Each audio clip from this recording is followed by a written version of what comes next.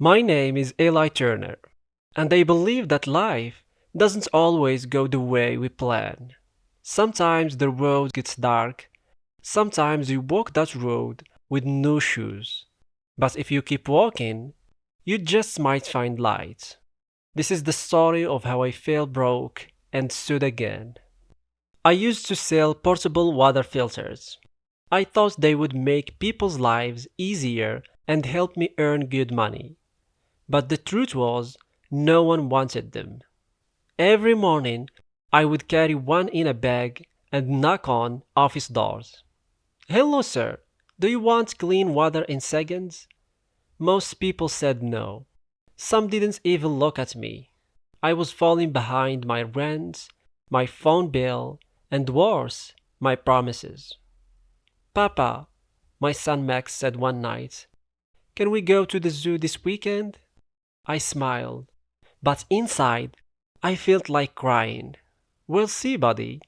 Let's first feed your dinosaur, I said, handing him a spoon with rice. The dinosaur was his old toy cap. He believed it helped him eat better. My wife, Jenna, had left 2 months ago.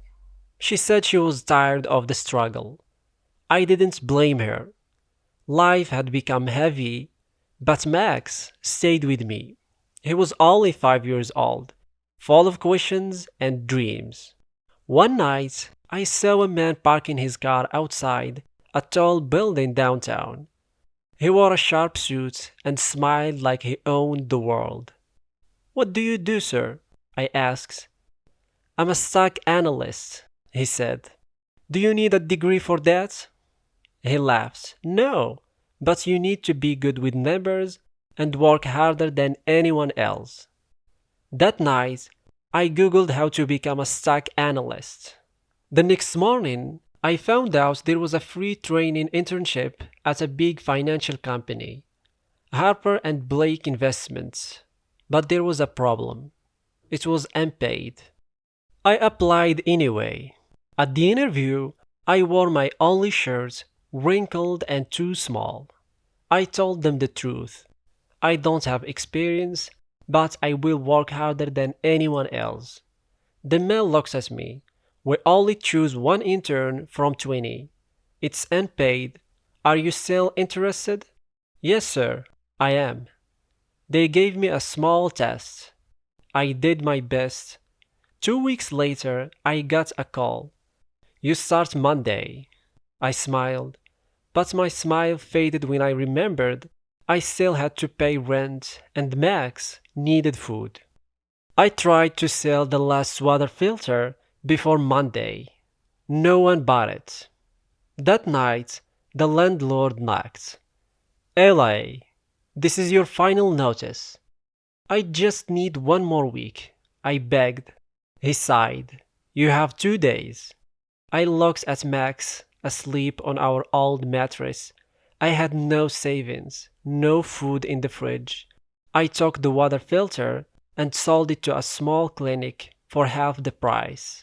It was enough for 3 days in a cheap motel, some bread and milk. On Monday, I took Max to a neighbor's house. Just for the morning, I said. Then I rushed downtown to Harper and Blake. The office was full of smart-looking people. They spoke fast and wore clean suits. I felt small, but I listened, I learned, I asked questions. When I came back for Max, the neighbor said, next time bring food for him. I nodded. Of course, thank you. I skipped lunch the next day to buy him fruits. He smiled so big when I handed him a banana. That smile was worth it. 3 weeks later, we lost the motel too. I had no choice. I took Max to a bus station and waited until midnight. Then we snuck into 24-hour church shelter. It was cold, it was loud, but it was safe. Max slept beside me with his head on my arm. Papa, he whispered, are we poor? I kissed his forehead. No, baby, we are just waiting for something better. At the internship, I worked faster than anyone. They had to make 200 calls a day.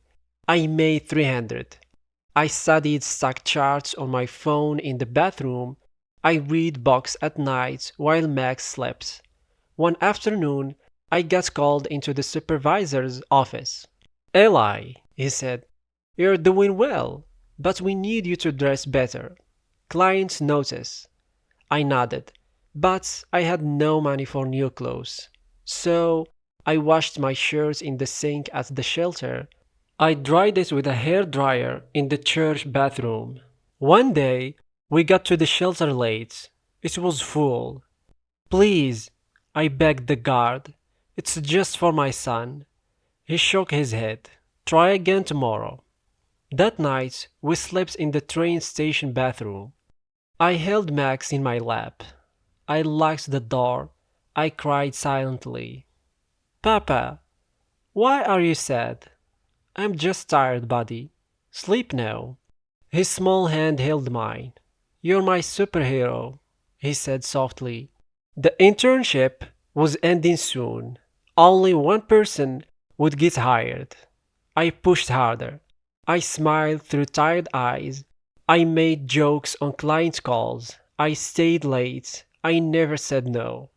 Then, on the last day, I got called into the main office. The man looked serious.